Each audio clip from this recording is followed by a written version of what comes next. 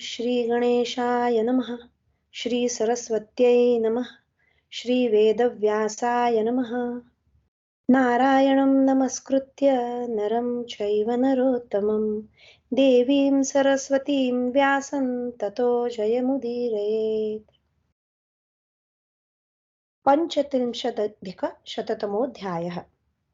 करदमीलक्षेत्र आदि तीर्थों की महिमा, रैभ्य एवं भरद्वाज पुत्र यवक्रीत मुनि की कथा तथा ऋषियों का अनिष्ट करने के कारण मेधावी की मृत्यु।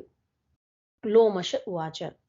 लोमश जी कहते हैं, राजन, यह मधुविला नदी प्रकाशित हो रही है। यह मधुविला नदी प्रकाशित हो रही है। इसी का दूसरा नाम समंगा है और यह करदमील नामक क्षेत्र है जहां राजा भरत का अभिषेक किया गया था।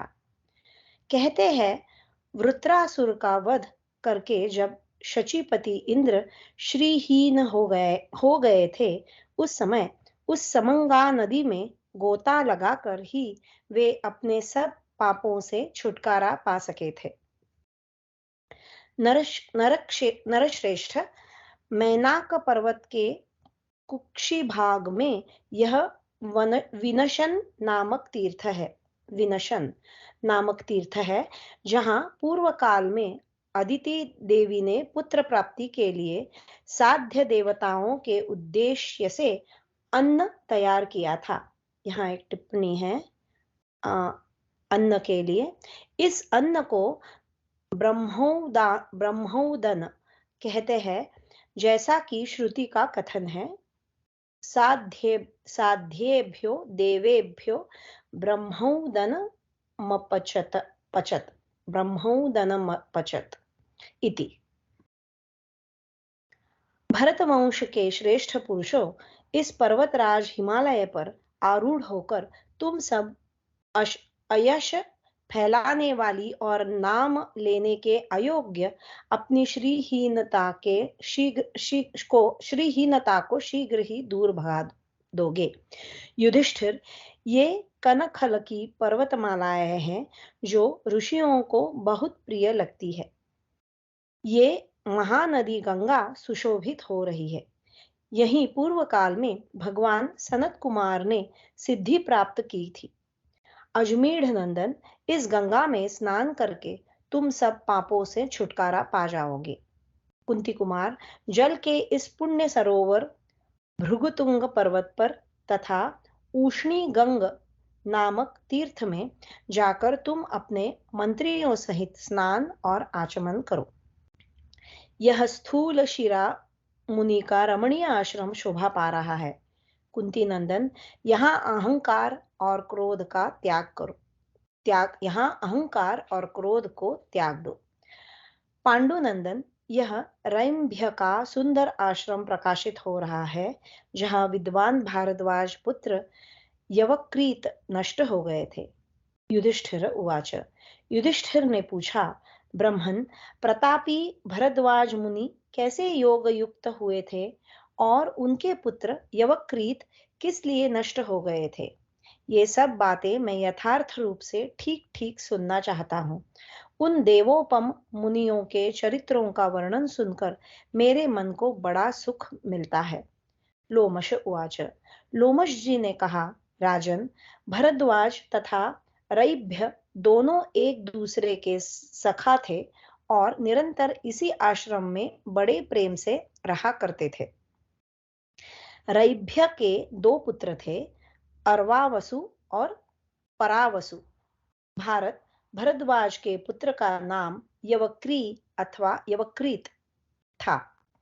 भारत पुत्रों सहित रैभ्य बड़े विद्वान थे, परंतु भरद्वाज केवल तपस्या में संलग्न रहते थे। युधिष्ठिर, बाल्यावस्था से ही इन दोनों महात्माओं की अनुपम कीर्ति सब और फैल रही थी। निष्पाप युधिष्ठिर, यवक्रीत ने देखा, मेरे तपस्वी पिता का लोग सत्कार नहीं करते हैं, परंतु पुत्रों सहित रैभ्य का ब्राह्मणों द्वारा बड़ा आदर होता है। यह तेजस्वी यवक्रीत को बड़ा संताप हुआ। पांडुनंदन, वे क्रोध से आविष्ट हो वेदों का ज्ञान प्राप्त करने के लिए घोर तपस्या में लग गए। उन महातपस्वी ने अत्यंत प्रज्वलित अग्नि में अपने शरीर को तपाते हुए इंद्र के मन में संताप उत्पन्न कर दिया। युधिष्ठिर, तब इंद्र यवक्रीत के पास आकर बोले, तुम किस लिए यह उच्च कोटि की तपस्या कर रहे हो? यवक्रीत उवाच, यवक्रीत ने कहा, देववृंद पूजित महेंद्र, मैं यह उच्च कोटि की तपस्या इसलिए करता हूँ कि द्विजातियों को बिना पढ़े ही सब वेदों का ज्ञान हो जाए।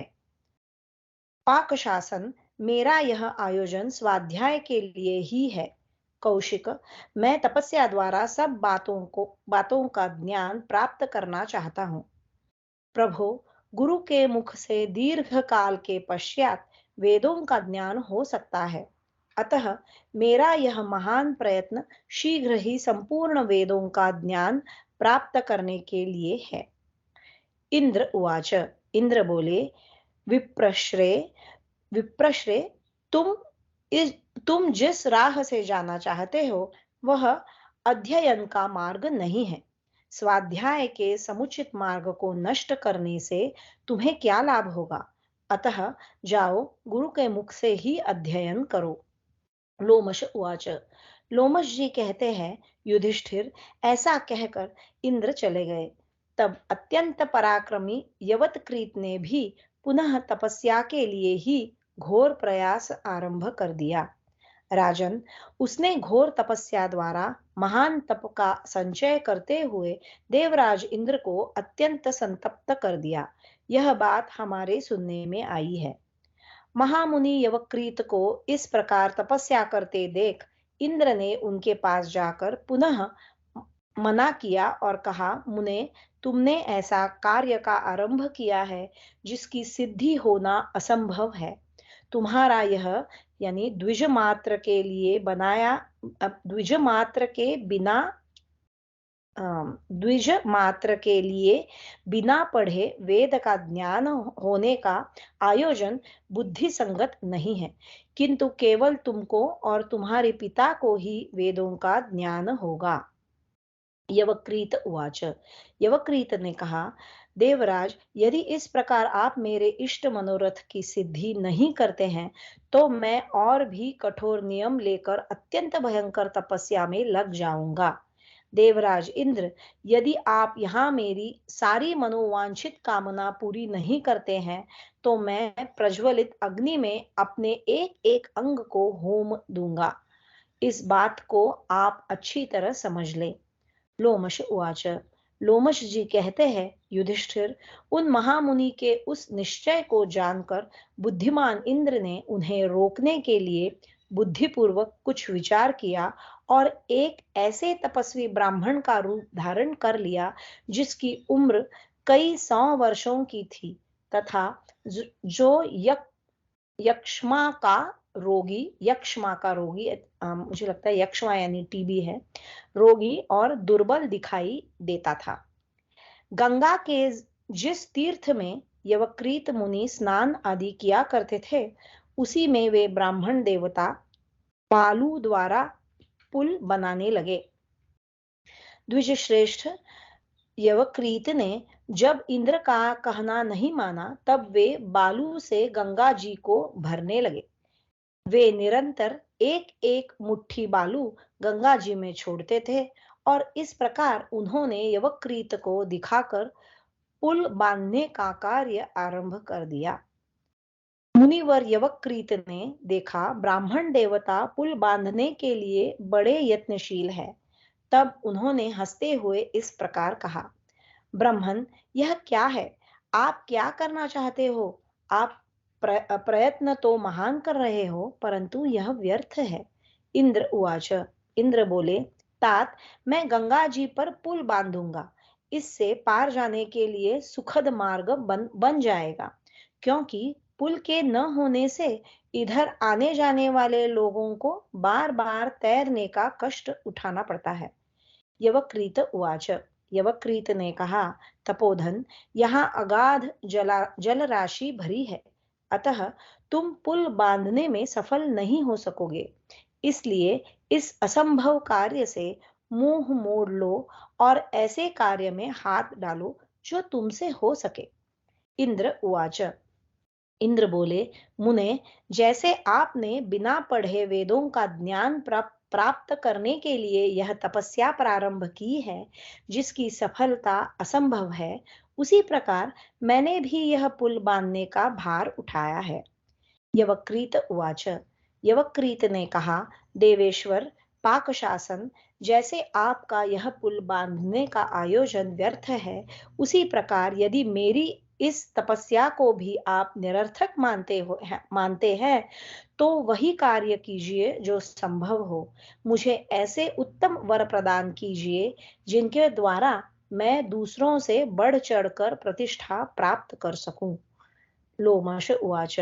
लोमश जी कहते हैं, राजन, तब इंद्र ने महातपस्वी यवक्रीत के कथनानुसार उन्हें वर देते हुए कहा, यवक्रीत, तुम्हारे पिता सहित तुम्हें वेदों का यथेष्ट ज्ञान प्राप्त हो जाएगा। साथ ही और भी जो तुम्हारी कामना हो वह पूर्ण हो जाएगी। अब तुम तपस्या छोड़कर अपने आश्रम को लौट जाओ। इस प्रकार पूर्ण काम होकर यवक्रीत अपने पिता के पास गए और इस प्रकार बोले। यवक्रीत उवाच। यवक्रीत ने कहा, पिताजी, आपको और मुझे दोनों को ही संपूर्ण वेदों का ज्ञान हो जाएगा। साथ ही हम दोनों दूसरों से ऊंची स्थिति में हो जाएंगे। ऐसा वर मैंने प्राप्त किया है। भरद्वाज उवाच। भरद्वाज बोले, तात, इस तरह मनोवांछित वर प्राप्त करने के कारण तुम्हारे मन में अहंकार उत्पन्न हो जाएगा और अहंकार से युक्त होने पर तुम कृपण होकर शीघ्र ही नष्ट हो जाओगे। इस विषय में विज्ञजन देवताओं की कही हुई यह गाथा सुनाया करते हैं। प्राचीन काल में बालधी बालधी नाम से प्रसिद्ध एक शक्तिशाली मुनि थे। उन्होंने पुत्र शोक से संतप्त होकर अत्यंत कठोर तपस्या की। तपस्या का उद्देश्य यह था कि मुझे देवोपम पुत्र प्राप्त हो।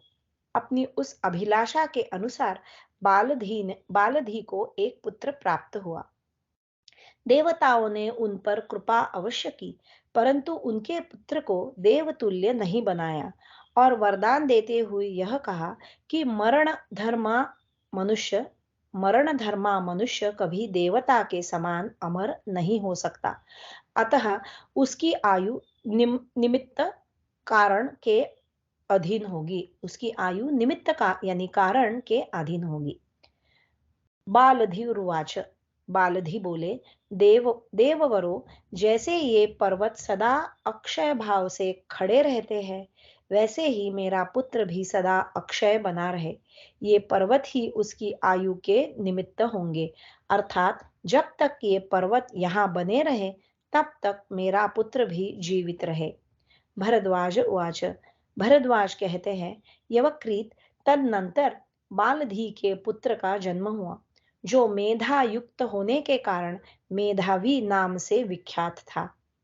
वह स्वभाव का बड़ा क्रोधी था। अपनी आयु के विषय में देवताओं के वरदान की बात सुनकर मेधावी घमंड में भर गया और ऋषियों का अपमान करने लगा। इतना ही नहीं, वह मुनियों को सताने के उद्देश्य से ही इस पृथ्वी पर सब और विचरा करता था। एक दिन मेधावी महान शक्तिशाली एवं मनीषी धनुष धनुषास्क के धनुषास्क के पास जा पहुंचा और उनका तिरस्कार करने लगा। तब तपोबल संपन्न ऋषि धनुषास्क ने उसे शाप देते हुए कहा, अरे, तू जलकर भस्म हो जा। परंतु उनके कहने पर भी वह भस्म नहीं हुआ। शक्तिशाली धनुषास्क ने ध्यान में देखा कि मेधावी रोग एवं मृत्यु से रहित है। तब उसकी आयु के निमित्त भूत पर्वतों को उन्होंने भैंसों द्वारा विदीर्ण करा दिया। निमित्त का नाश होते होते ही उस मुनि कुमार की सहसा मृत्यु हो गई। तदनंतर पिता उस मरे हुए पुत्र को लेकर अत्यंत विलाप करने लगे। अधिक पीड़ित मनुष्यों की भांति उन्हें विलाप करते देख वहां के समस्त वेद वेत्ता मुनिगण एकत्र हो जिस गाथा को गाने लगे, उसे बताता हूं, सुनो। मरण धर्मा मनुष्य किसी तरह दैव के विधान का उल्लंघन नहीं कर सकता। तभी तो धनुषास्क ने उस बालक की आयु के निमित्त भूत पर्वतों का भैंसों द्वारा भेदन कर दिया। इस प्रकार बालक तपस्वी वर पाकर घमंड में भर जाते हैं और अपने दुर्व्यवहार दुर्व्यवहारों के कारण शीघ्र ही नष्ट हो जाते हैं। तुम्हारी भी यही अवस्था न हो, इसलिए सावधान किया देता हूं। ये रैभ्य मुनि महान शक्तिशाली है। इनके दोनों पुत्र भी इन्हीं के समान हैं। बेटा, तुम उन रैभ्य मुनि के पास कदापि न जाना और आलस्य छोड़कर इसके लिए सदा प्रयत्नशील रहना। बेटा, तुम्हें सावधान करने का कारण यह है कि शक्तिशाली तपस्वी महर्षि रैभ्य बड़े क्रोधी है। वे कुपित होकर रोष से तुम्हें पीड़ा दे सकते हैं। यवक्रीत उवाच। यवक्रीत बोले, पिताजी, मैं ऐसा ही करूंगा। आप किसी तरह मन में संताप न करें। जैसे आप मेरे माननीय हैं, वैसे रैभ्य मुनि मेरे लिए पिता के समान हैं। लोमश उवाच। लोमश जी कहते हैं, युधिष्ठिर, पिता से यह मीठी बातें कहकर यवक्रीत निर्भय विचरने लगे। दूसरे ऋषियों को सताने में उन्हें अधिक सुख मिलता था। वैसा करके वे बहुत संतुष्ट रहते थे। इस प्रकार श्री महाभारत वन पर्व के अंतर्गत तीर्थ यात्रा पर्व में लोमश तीर्थ यात्रा के प्रसंग में यवक्रीतोपाख्यान विषयक 135वां अध्याय पूरा हुआ। 37अधिक-शततमोऽध्यायः। यवक्रीत का रैभ्य मुनि की पुत्र वधू के साथ व्यभिचार और रैभ्य मुनि के क्रोध से उत्पन्न राक्षस के द्वारा उसकी मृत्यु। लोमश उवाच। लोमश जी कहते हैं, युधिष्ठिर, उन दिनों यवक्रीत सर्वथा भय शून्य होकर चारों ओर चक्कर लगाता था। एक दिन वैशाख मास में वह रैभ्य मुनि के आश्रम में गया। भारत, वह आश्रम खिले हुए वृक्षों की श्रेणियों से सुशोभित हो अत्यंत रमणीय प्रतीत होता था। उस आश्रम में रैभ्य मुनि की पुत्रवधू किन्नरी के समान विचर रही थी। किन्नरी के समान यानी किन्नर की स्त्री के समान विचर रही थी। यवक्रीत ने उसे देखा। देखते ही वह कामदेव के वशीभूत हो अपनी विचार शक्ति खो बैठा और लजाती हुई उस मुनिवधू से निर्लज्ज होकर बोला, सुंदरी, तू मेरी सेवा में उपस्थित हो। वह यवक्रीत के शील स्वभाव को जानकर भी उसके शाप से डरती थी। साथ ही उसे रैभ्य मुनि की तेजस्विता का भी स्मरण था। अतः बहुत अच्छा कहकर उसके पास चली आई। शत्रु विनाशन भारत, तब यवक्रीत ने उसे एकांत में ले जाकर पाप के समुद्र में डुबो दिया। उसके साथ रमण किया। इतने ही में रैभ्य मुनि अपने आश्रम में आ गए। आकर उन्होंने देखा कि मेरी पुत्रवधू एवं परावसु की पत्नी आर्तभाव से रो रही है। युधिष्ठिर, यह देखकर रैभ्य ने मधुर वाणी द्वारा उसे सांत्वना दी तथा रोने का कारण पूछा।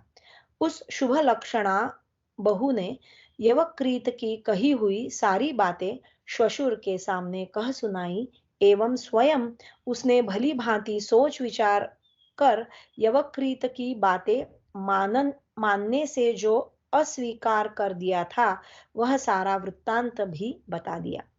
यवक्रीत की यह कुचेष्टा सुनते ही रैभ्य के हृदय में क्रोध की प्रचंड अग्नि प्रज्वलित हो उठी, जो उनके अंतःकरण को मानो भस्म किए दे रही थी।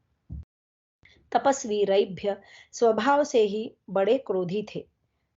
तिस पर भी उन उस तिस पर भी उस समय उनके ऊपर क्रोध का आवेश छा रहा था।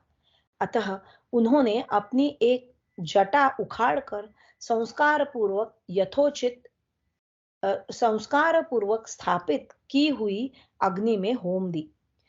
उससे एक नारी के रूप में कृत्या प्रकट हुई, जो रूप में उनकी पुत्रवधू के ही समान थी। तत्पश्चात एक दूसरी जटा उखाड़कर उन्होंने पुनः उसी अग्नि में डाल दी। उससे एक राक्षस प्रकट हुआ, जिसकी आंखें बड़ी डरावनी थी। वह देखने में बड़ा भयानक प्रतीत होता था।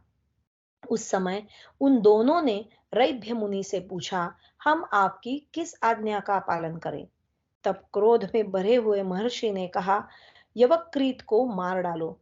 उस समय बहुत अच्छा कहकर वे दोनों यवक्रीत के वध की इच्छा से उसका पीछा करने लगे।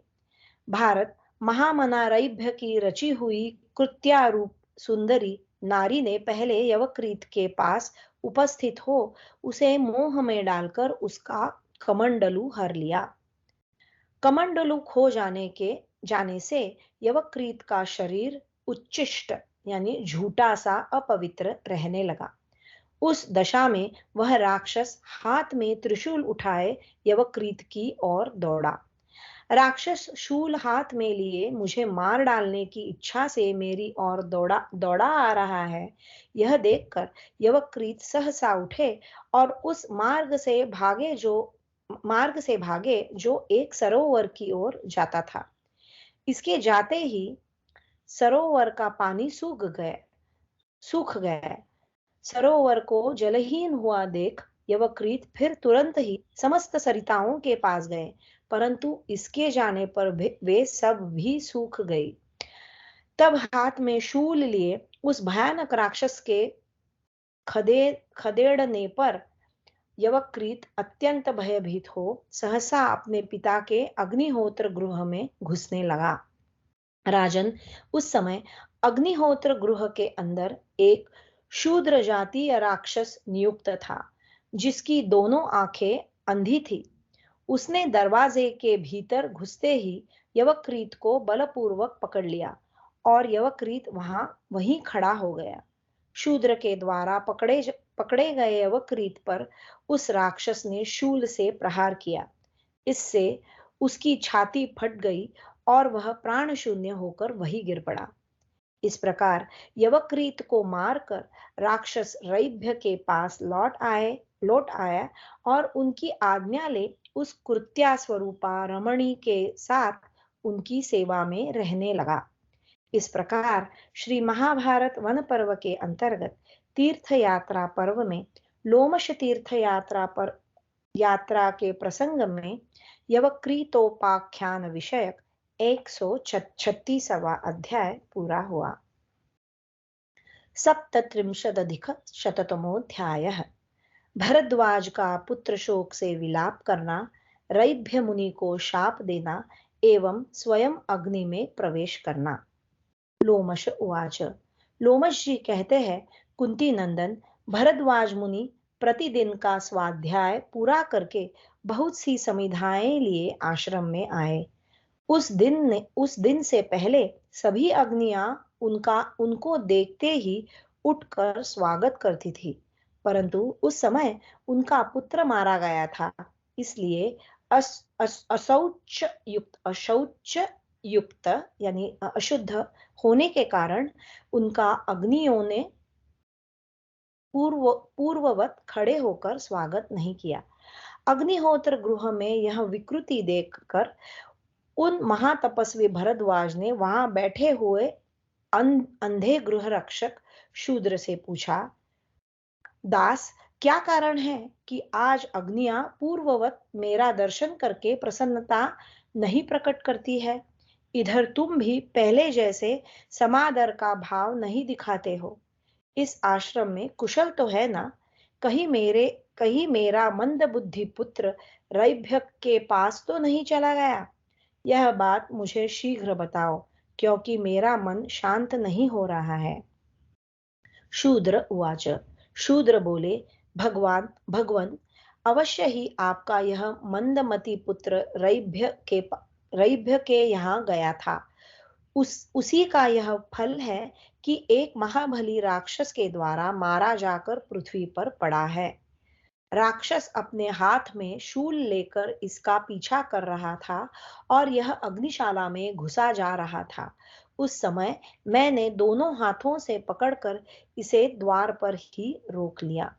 निश्चय ही अपवित्र होने के कारण यह शुद्धि के लिए जल लेने की इच्छा रख कर यहाँ आया था, परंतु मेरे रोक देने से यह हताश हो गया। उस दशा में उस शूलधारी राक्षस ने इसके ऊपर बड़े वेग से प्रहार करके इसे मार डाला। शूद्र का कहा हुआ यह अत्यंत अप्रिय वचन सुनकर भरद्वाज बड़े दुखी हो गए और अपने प्राण शून्य पुत्र को लेकर विलाप करने लगे। भरद्वाज उवाच। भरद्वाज ने कहा, बेटा, तुमने ब्राह्मणों के हित के लिए भारी तपस्या की थी।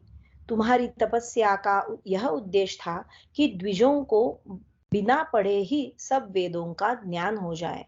इस प्रकार महात्मा ब्राह्मणों के प्रति तुम्हारा स्वभाव अत्यंत कल्याणकारी था। किसी भी प्राणी के प्रति तुम कोई अपराध नहीं करते थे, फिर भी तुम्हारा स्वभाव कुछ कठोर हो गया था। तात, मैंने तुम्हें बार बार मना किया था कि तुम रैभ्य के आश्रम की ओर न देखना, परंतु तुम उसे देखने चले ही गए, और वह तुम्हारे लिए काल अंतक एवं यमराज के समान हो गया। महान तेजस्वी होने पर भी उसकी बुद्धि बड़ी खोटी है। वह जानता था कि मुझ बूढ़े के तुम एक ही पुत्र हो, तो भी वह दुष्ट क्रोध के वशीभूत हो ही गया। बेटा, आज रैभ्य के इस कठोर कर्म से मुझे पुत्र शोक प्राप्त हुआ है। तुम्हारे बिना मैं इस पृथ्वी पर अपने परम प्रिय प्राणों का भी परित्याग कर दूंगा। जैसे मैं पापी अपने पुत्र के शोक से व्याकुल हो अपने शरीर का त्याग कर रहा हूं, उसी प्रकार रैभ्य का ज्येष्ठ पुत्र अपने निरपराध पिता की शीघ्र हत्या कर डालेगा। संसार में वे मनुष्य सुखी है जिन्हें पुत्र पैदा ही नहीं हुआ है, क्योंकि वे पुत्र शोक का अनुभव न करके सदा सुखपूर्वक विचरते हैं। जो पुत्र शोक से मन ही मन व्याकुल हो गहरी व्यथा का अनुभव करते हुए अपने प्रिय मित्रों को भी शाप दे डालते हैं, उनसे बढ़कर महापापी दूसरा कौन हो सकता है। मैंने अपने पुत्र की मृत्यु देखी और प्रिय मित्र को शाप दे दिया। मेरे सिवा संसार में दूसरा कौन सा मनुष्य है जो ऐसी विपत्ति का अनुभव करेगा। लोमश उवाच। लोमश जी कहते हैं, युधिष्ठिर, इस तरह भांति भांति के विलाप करके भरद्वाज ने अपने पुत्र का दाह संस्कार किया। तत्पश्चात स्वयं भी वे जलती अग्नि में प्रवेश कर गए। इस प्रकार श्री महाभारत वन पर्व के अंतर्गत तीर्थ यात्रा पर्व में लोमश तीर्थ यात्रा के प्रसंग में यवक्रीतोपाख्यान विषयक 137वां अध्याय पूरा हुआ। 38अधिक-शततमोऽध्यायः। अर्वावसु की तपस्या के प्रभाव से परावसु का ब्रह्म हत्या से मुक्त होना और रैभ्य, भरद्वाज तथा यवक्रीत आदि का पुनर्जीवित होना। लोमश उवाच। लोमश जी कहते हैं, युधिष्ठिर, इन्हीं दिनों महान सौभाग्यशाली एवं प्रतापी नरेश बृहद्युम्न ने एक यज्ञ का अनुष्ठान आरंभ किया। वे रैभ्य के यजमान थे। बुद्धिमान बृहद्युम्न ने यज्ञ की पूर्ति के लिए रैभ्य के दोनों पुत्र अर्वावसु तथा परावसु को सहयोगी बनाया। कुंती नंदन पिता की आज्ञा पाकर वे दोनों भाई राजा के यज्ञ में चले गए। आश्रम में केवल रैभ्य मुनि तथा उनके पुत्र परावसु की पत्नी रह गई। एक दिन घर की देखभाल करने के लिए परावसु अकेले ही आश्रम पर आए। उस समय उन्होंने काले मृगचर्म से ढके हुए अपने पिता को वन में देखा। रात का रात का पिछला प्रहर बीत रहा था और अभी अंधकार शेष था। परावसु नींद से अंधे हो रहे थे, अतः उन्होंने गहन वन में विचरते हुए अपने पिता को हिंसक पशु ही समझा और उसे हिंसक पशु समझकर धोखे से ही उन्होंने अपने पिता की हत्या कर डाली। यद्यपि वे ऐसा करना नहीं चाहते थे, तथापि हिंसक पशु से अपने शरीर की रक्षा के लिए उनके द्वारा यह क्रूरतापूर्ण कार्य बन गया। भारत उसने पिता के समस्त प्रेत कर्म करके पुनः यज्ञ मंडप में आकर अपने भाई अरवावसु से कहा, भैया, वह यज्ञ कर्म तुम अकेले किसी प्रकार निभा नहीं सकते। इधर मैंने हिंसक पशु समझकर धोखे से पिताजी की हत्या कर डाली है। इसलिए तात, तुम तो मेरे लिए ब्रह्म हत्या निवारण के हेतु व्रत करो और मैं राजा का यज्ञ कराऊंगा। मुने, मैं अकेला भी इस कार्य का संपादन करने में समर्थ हूँ। अर्वावसुरुवाच।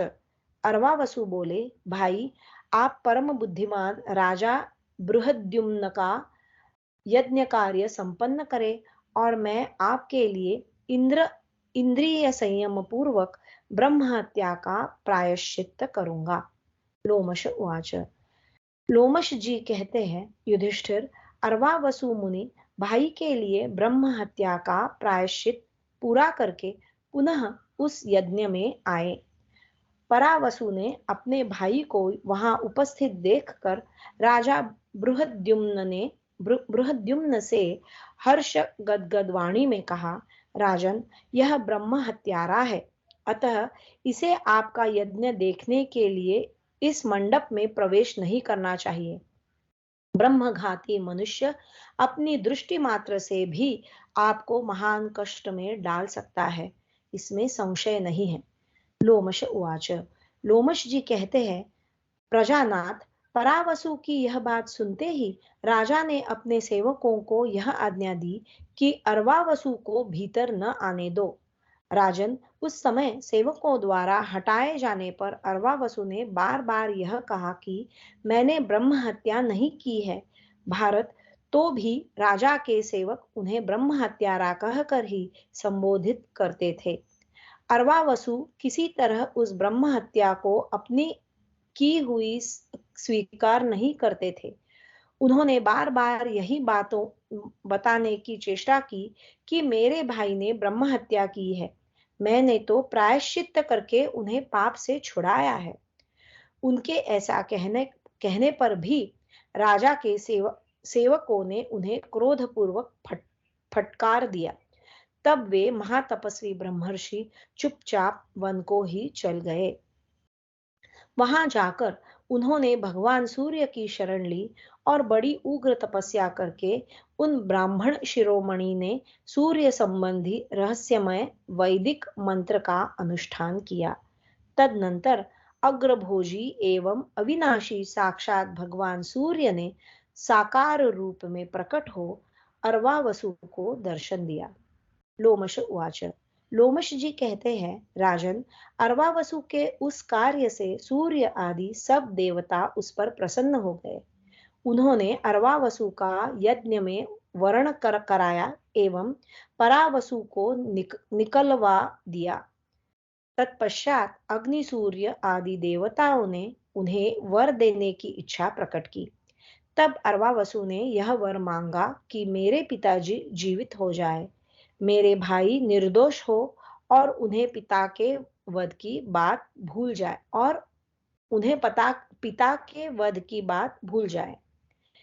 साथ ही उन्होंने यह भी मांगा कि भरद्वाज तथा यवक्रीत दोनों जी उठे और इस सूर्य देवता संबंधी रहस्यमय वेद मंत्र की प्रतिष्ठा हो।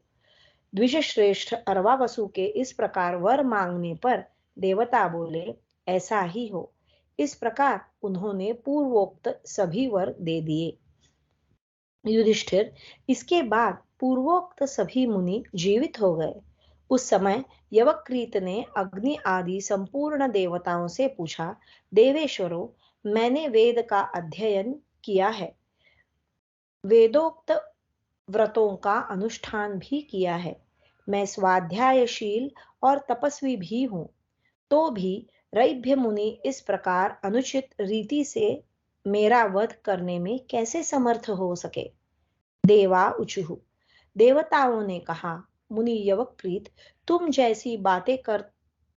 जैसी बात कहते हो वैसा न समझो। तुमने पूर्व काल में बिना गुरु के ही सुखपूर्वक सब वेद पढ़े हैं, और इन रैभ्य मुनि ने बड़े क्लेश उठाकर अपने व्यवहार से गुरुजनों को संतुष्ट करके दीर्घ काल तक कष्ट सहन पूर्वक उत्तम वेदों का ज्ञान प्राप्त किया है। लोमश उवाच, लोमश जी कहते हैं, राजन, अग्नि आदि देवताओं ने यवक्रीत से ऐसा कहकर उन सबको नूतन जीवन प्रदान करके पुनः स्वर्गलोक को प्रस्थान किया। नृपश्रेष्ठ, यह उन्हीं रैभ्य मुनि का पवित्र आश्रम है। यहाँ के वृक्ष सदा फूल और फलों से लदे रहते हैं। यहाँ एक रात निवास करके तुम सब पापों से छूट जाओगे। इस प्रकार श्री महाभारत वन पर्व के अंतर्गत तीर्थ यात्रा पर्व में लोमश तीर्थ यात्रा के प्रसंग में यवक्रीतोपाख्यान विषयक 138वां अध्याय पूरा हुआ। 1,49,शततमोऽध्यायः। पांडवों की उत्तराखंड यात्रा और लोमश जी द्वारा उसकी दुर्गमता का कथन। लोमश उवाच, लोमश जी कहते हैं, भरत नंदन युधिष्ठिर, अब तुम उशीर बीज, मैनाक, श्वेत और कालशैल नामक पहाड़ों को लांघ कर आगे बढ़ आए। भरत श्रेष्ठ, यह देखो, गंगा जी 7 धाराओं से सुशोभित हो रही है। यह रजोगुण रहित पुण्य तीर्थ है, जहां सदा अग्निदेव प्रज्वलित रहते हैं। यह अद्भुत तीर्थ कोई मनुष्य नहीं देख सकता, अतः तुम सब लोग एकाग्र चित्त हो जाओ। व्यग्रता शून्य हृदय से तुम इन सब तीर्थों का दर्शन कर सकोगे। यह देवताओं की क्रीड़ा स्थली है, जो उनके चरण चिन्हों से अंकित है। एकाग्र चित्त होने पर तुम्हें इसका भी दर्शन होगा। कुंती कुमार, अब तुम कालशैल पर्वत को लांघ कर आगे बढ़ आए। इसके बाद हम श्वेतगिरी यानी कैलाश तथा मंदराचल पर्वत में प्रवेश करेंगे, जहां माणिवर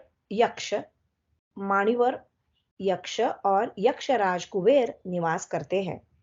राजन, वहां तीव्र गति से चलने वाले 88,000 गंधर्व और उनसे चौगुने किन्नर तथा यक्ष रहते हैं। उनके रूप एवं आकृति उनके प्रकार